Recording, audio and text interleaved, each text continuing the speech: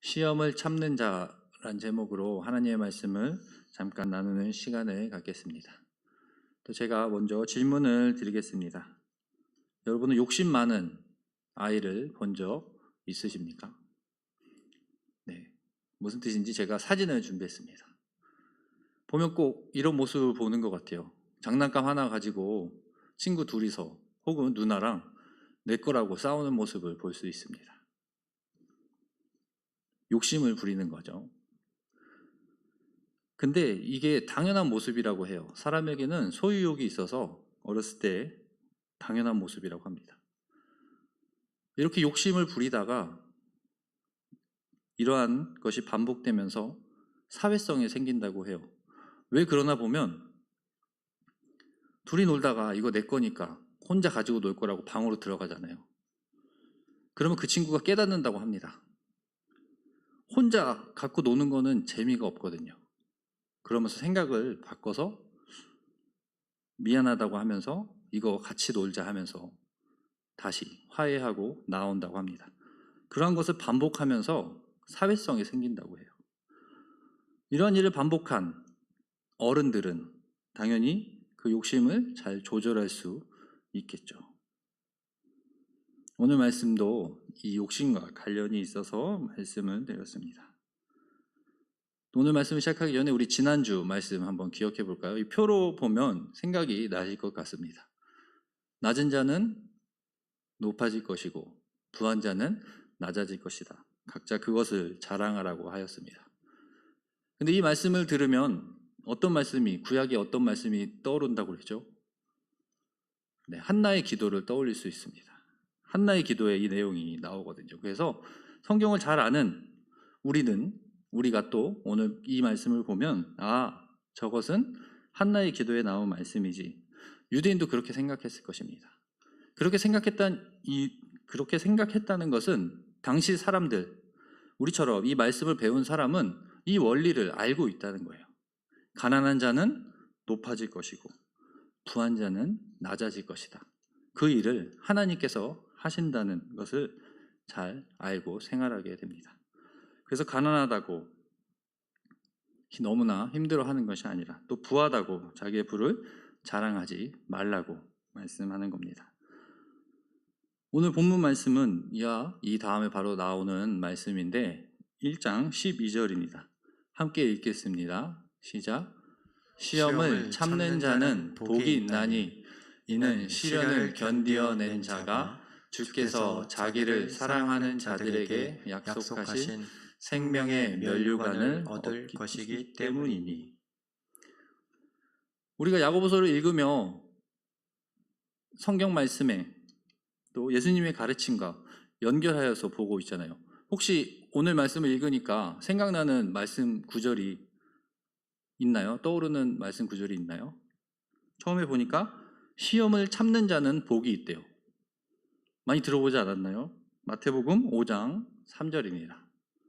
심령이 가난한 자는 복이 있나니. 그렇죠. 그들에게 천국이 그들의 것입니다.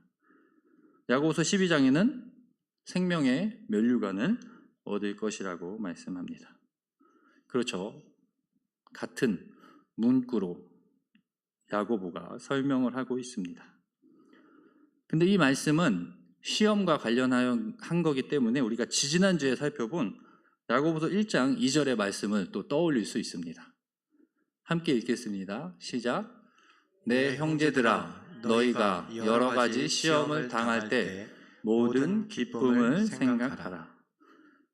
이게 무슨 뜻이라고 했습니까? 시험을 당할 때 기뻐하라는 거예요. 왜 기뻐하라고 하셨죠? 시험이 인내를 만들어낸다고 하였습니다. 그래서 인내가 함으로 구약의 많은 인물들도 하나님으로부터 의롭다 칭함을 받은 것처럼 그리스도인들도 시험이 있을 때 인내하여라 이렇게 가르쳤습니다. 이런 내용을 보고 오늘 본문 12절을 다시 보면 처음에 시험을 참는 자라고 나옵니다. 시험을 참는 자. 시험을 참는 자가 생명의 면류관을 얻을 것이다. 이것을 생각하면서 우리 다음 절을 보겠습니다. 13절입니다. 시작. 사람이 시험을 받을 때에 내가 하나님께 시험을 받는다 하지 말지니 하나님은 악에게 시험을 받지도 아니하시고 친히 아무도 시험하지 아니하시느니라. 여기서 시험이란 말이 여러 번 나옵니다. 그죠? 12절에는 시험을 참는 자가 복이 있다고 했어요. 그런데 반대로 시험을 받을 때에 그 시험이 하나님께로 왔다고 그렇게 하지 말라는 겁니다. 이 말씀을 요약하면 이렇습니다. 시험을 받을 때 하나님을 원망하지 말라는 거예요. 왜냐하면 그것은 하나님으로부터 그 시험이 온 것이 아니기 때문에. 왜 이런 이야기를 했냐 보면 당시에 이런 사람들이 있었던 것 같습니다. 시험을 당하는데 나만 왜 이렇게 어렵냐고 하면서 하나님을 원망했던 사람들이, 그러한 무리들이 있었습니다. 근데 지금 우리가 생각해도 충분히 그럴 수 있을 것 같아요. 우리 주위에서도 그런 사람들을 볼 때가 있습니다. 하나님 왜 나만 이렇게 힘들게 하시냐고 하면서 하나님을 원망하는, 또 원망하며 기도하는 사람들을 종종 볼 수 있기 때문입니다. 그러나 야고보는 그러지 말라는 겁니다. 그 시험은 하나님께로 온 것이 아니라고 말씀합니다. 그런데 우리가 성경 말씀을 여러 번 듣고 공부했다 보니까 시험과 관련되어서, 하나님과 관련되어서 기억나는 또 말씀이 있습니다. 고린도전서 10장 13절인데 함께 읽겠습니다. 시작. 사람이 감당할 시험 밖에는 너희가 당한 것이 없나니 오직 하나님은 미쁘사 너희가 감당하지 못할 시험 당함을 허락하지 아니하시고. 이 말씀을 생각하니까 야고보서에서는 하나님은 시험하지 않는다고 했어요. 근데 지금 말씀을 읽으니까 하나님이 시험하신다는 말씀 아니야? 이렇게 생각할 수 있습니다. 어떤 의미에서 야고보가 이런 이야기를 했는지 또 살펴봐야 합니다. 또 이와 관련되어서 우리 구약의 인물도 생각나는 사람이 있습니다. 하나님께 시험을 받은 사람 하면 생각나는 사람. 또 그림을 준비했습니다. 렘브란트 화가가 그린 것인데 1635년에 아브라함의 제사라는 그림입니다. 여러분 다들 잘 알고 있는 이야기죠. 아브라함이 지금 아들 이삭을 잡는 것입니다. 창세기 22장 1절에 이 이야기를 설명할 때 뭐라고 시작되냐면 하나님이 아브라함을 시험하시오, 이렇게 시작이 됩니다. 그렇다면 하나님이 아브라함을 시험하신 것이 아닙니까? 그런데 왜 야고보는 이렇게 오늘 본문에 이야기했을까요? 조금 우리가 생각해보며 읽어야 합니다. 다시 아브라함을 한번 살펴볼까요? 아브라함에게 시험이 있었습니다. 그건 맞죠? 내 아들을 드리라는 시험이었습니다. 이것에 어떻게 반응했습니까? 아브라함이. 아까 야고보가 말한 것처럼 하나님 왜 나를 시험하십니까? 아니 100세에 주신 아들을 왜 지금 다시 드리라고 합니까? 그럴 거면 저한테 주지도 마시죠 하면서 아브라함이 하나님께 화를 내며 원망했습니까? 그렇지 않습니다. 아브라함은 그 순종으로 그 시험을 잘 참아냈습니다. 그러니까 하나님이 그걸 다 바꿔 놓으셨죠. 이것을 이야기하는 겁니다. 야고보도. 아브라함을 생각하면 야고보에게 말한 것이 어떤 의미에서 한지 알 수 있어요. 그래서 다시 보면 이것입니다. 시험을 받을 때 하나님을 원망하지 말아라. 하나님으로부터 그 시험이 온 것이 아니다. 그럼 그 시험은 어디서 왔을까요? 1장 14절 말씀입니다. 함께 읽겠습니다. 시작. 오직 각 사람이 시험을 받는 것은 자기 욕심에 끌려 미혹됨이니. 여기서 욕심에 끌려 미혹된다고 하였는데 이 끌려 미혹된다는 게 제가 옆에 그림을 그린 낚시할 때 물고기가 미끼를 무는 것과 같은 거라고 설명을 합니다. 그러니까 우리 앞에 그런 미끼가 있다고 합시다. 우리는 물고기고. 근데 그것을 무는 것은 욕심 때문이라는 겁니다.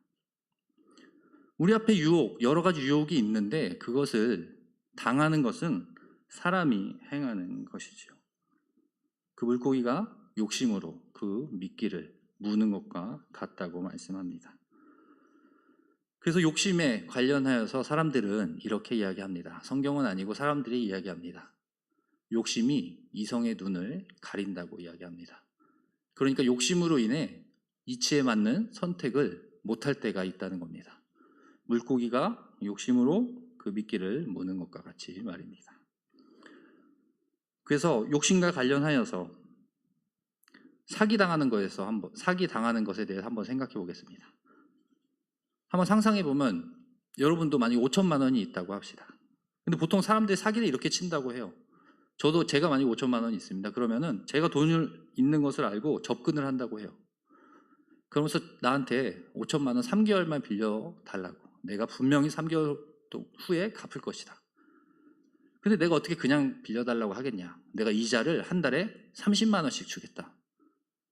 3달 지나면 90만 원 아니냐? 그냥 있는데 누가 너희들 90만 원 주겠냐? 한번 3달만 빌려주면 내가 한 달에 30만 원씩 주겠다. 이렇게 사기를 친다고 합니다. 그 30만 원 그 욕심이 생겨서 그렇게 돈을 빌려준다고 해요. 자기가 갖고 있는 5천만 원을 준 것은 생각을 못하고 다달이 받을 30만 원 때문에 그런 사기를 당한다고 합니다. 이것을 들은 여러분들은 사기 안 당하실 수 있으시죠? 네. 욕심이 우리의 눈을 가린다는 거예요. 이런 입장에서 보면 오늘 본문 말씀은 두 사람을 나타납니다. 시험과 관련하여서 말입니다. 12절에는 시험을 참는 자가 나타납니다. 14절에는 욕심 때문에 시험을 당한 자, 시험을 받는 자가 나타납니다. 이 두 사람을 비교하여서 야고보가 우리에게 설명하는 것입니다. 그리고 욕심 때문에 시험을 받은 자가 어떻게 되는지 15절에 나타납니다. 함께 읽겠습니다. 시작. 욕심이 잉태한즉 죄를 낳고 죄가 장성한즉 사망을 낳느니라. 이것도 우리가 아주 잘 아는 말씀이죠. 이 말씀은 욕심이 잉태한다. 욕심이 죄를 만들어낸다. 또 그 죄는 점점 커진다. 그래서 이 말씀을 읽으면 우리가 상상할 수 있어요. 그저 이 그림을 상상할 수 있죠. 그래서 제가 그림을 만들어 봤어요. 그렇죠. 자그마한 욕심이 점점 커져서 죄가 되고 그 죄가 점점 더 까매지고 더 커져서 사망에 이르는, 이거를 씨앗으로 비교할 수도 있습니다. 우리가 생각해서 씨앗이 욕심이라고 하면 그 씨가 심겨져서 죄처럼 싹이 났고 그 싹이 점점 커져서 나무가 되는데 그것은 사망이다. 이렇게 생각할 수도 있습니다. 자그마한 욕심이 점점 커져서 사망에 이르게 한다는 것입니다. 야고보가 이렇게 잘 설명을 하고 16절에 이렇게 이야기합니다. 함께 읽겠습니다. 시작. 내 사랑하는 형제들아 속지 말라. 그렇죠. 유혹에 빠지지 말라. 욕심 때문에 잘못된 선택을 하지 말아라. 이렇게 이야기하는 것입니다. 그리고 17절, 18절은 또 다른 내용이 나타납니다. 17절 함께 읽겠습니다. 시작. 온갖 좋은 은사와 온전한 선물이 다 위로부터 빛들의 아버지께로부터 내려오니 그는 변함도 없으시고 회전하는 그림자도 없으시니라. 여기서 이제 하나님을 나타내고 있죠. 하나님을 찬양한다고 표현하겠습니다. 하나님을 찬양하고 있습니다. 사람들의 오해를 풀어주는 겁니다. 사람들이 이 시험이 하나님께로 왔다고 하나님을 원망하는 사람들이 있다고 하였잖아요. 그들이 잘못됐다는 거예요. 하나님은 그런 분이 아니라는 겁니다. 사람을 시험하고 시험에 빠지는 그런 분이 아니라고 말씀합니다. 하나님은 변함이 없으시고 회전하는 그림자도 없다고 말씀합니다. 회전하는 그림자가 없다는 게 어떤 말씀입니까? 제가 그림으로 준비했습니다. 그렇죠. 그림자는 만약 운동장에 사람이 서 있고 12시부터 4시까지 이렇게 서 있는다고 하면 사람의 그림자가 사람은 그대로 있지만 그 그림자가 변하게 됩니다. 태양의 방향에 따라 말입니다. 근데 하나님은 그러한 그림자처럼 변하지 않는다는 거예요. 또 다시 보면 하나님은 사람과 같지 않아서 그림자가 없는 분이라고도 할 수 있습니다.